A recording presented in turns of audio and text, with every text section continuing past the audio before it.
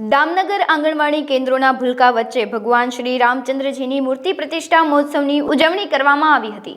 શહેરના આંગણવાડી કેન્દ્રોના બાળકોને ભગવાન શ્રી રામ પંચાયતની વેશભૂષા અને સબરીની પર્ણકુટીર સહિત આબેહૂબ વેશભૂષા સાથે આંગણવાડી વર્કર હેલ્પ બહેનો દ્વારા સુંદર આયોજન કરવામાં આવ્યું હતું। દામનગર ભગીરથ સોસાયટી, ઘનશ્યામનગર સહિતના વિસ્તારોની આંગણવાડીના ભૂલકાઓને ભગવાન શ્રી રામલલ્લાનો મનમોહક શણગાર કરવામાં આવ્યો હતો।